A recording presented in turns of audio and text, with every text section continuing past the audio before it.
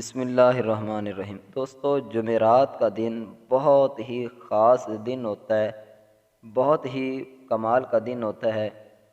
آپ کو بہت ہی خاص جمعرات کے دن کا عمل بتانے والا ہوں۔ یہ وظیفہ آپ جمعرات کے علاوہ بھی پڑھ سکتے ہیں، لیکن جمعرات کے دن آپ پڑھیے گا، انشاءاللہ اللہ کے فضل و کرم سے، اللہ کی رحمت سے آپ کی جو پریشانیاں ہیں، میں آپ کو بتاتا چلوں کہ کون کون سی اس وظیفے کی برکت سے۔ اگر آپ کو رزق کی وجہ سے پریشانی ہے، روزی کی وجہ سے پریشانی ہے، رشتوں کی وجہ سے پریشانی ہے، یا آپ کی زندگی کے اندر بے سکونی سی چھا گئی ہے، آپ کو جو ہے وہ ہر وقت آپ پریشان رہتے ہیں، تو پھر بھی یہ وظیفہ اتنا کمال کا ہے کہ انشاءاللہ یہ وظیفہ کرنے کے بعد آپ خود اپنے اندر محسوس کرو گے کہ یار ہاں، مجھے کچھ نہ کچھ جو ہے وہ وظیفہ کرنے کے فوراً بعد ہی انشاءاللہ آپ کے اندر چینجنگ آنا شروع ہو جائے گی۔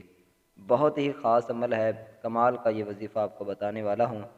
تو وظیفے سے پہلے آپ کو بتاتا چلوں کہ آپ نے یہ وظیفہ جو ہے وہ عصر کی نماز کے بعد پڑھنا ہے، عصر یا عشاء کی نماز کے بعد، ٹھیک ہے؟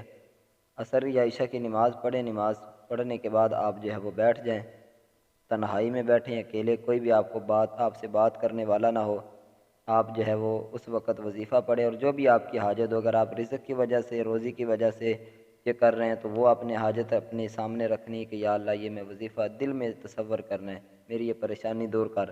اگر رشتوں کی وجہ سے پریشان ہے تو یہ آپ نے نیت کرنی ہے کہ دل میں کہ یا اللہ یہ میری پریشانی دور کر۔ تو یہ وظیفے آپ نے یہ عمل پڑھتے جانا ہے۔ کون سا عمل ہے وہ بھی میں آپ کو طریقہ کار بتاتا ہوں۔ تو آپ نے عصر یا عشاء کی نماز کے بعد، نماز آپ نے 5 وقت کی پڑھنی ہے، ٹھیک ہے؟ سب سے بڑا وظیفہ نماز کا وظیفہ ہے، تو نمازیں سب پڑھیں، اور اس کے بعد یہ جمعرات کے دن کسی بھی نماز کے عصر یا عشاء کے بعد آپ نے بیٹھ کر پڑھنا کیا ہے، اول آخر 11 مرتبہ درود ابراہیمی پڑھنا ہے، اور درمیان میں یا لطیف یا کریم ارزقنی، ٹھیک ہے؟ یا لطیف یا کریم ارزقنی، ٹھیک ہے؟ اس وظیفے کو آپ پڑھتے جائیں، 129 مرتبہ اس کو پڑھنا ہے آپ نے، زیادہ سے زیادہ آپ کے 5 سے 10 منٹ لگیں گے، اور اس کے بعد آپ نے اللہ تعالیٰ سے عاجزی انکساری کے ساتھ دعا مانگنی کہ یا اللہ تو میری پریشانیاں، میری مصیبتیں دور کرنے والا ہے، تو ہی میری دعاؤں کو قبول کرنے والا ہے۔ تو انشاءاللہ اللہ کے فضل و کرم سے آپ کی دعائیں قبول ہوں گی، اور اللہ تعالیٰ جو ہے وہ آپ کی زندگی کے اندر آسانیاں پیدا فرمائے گا۔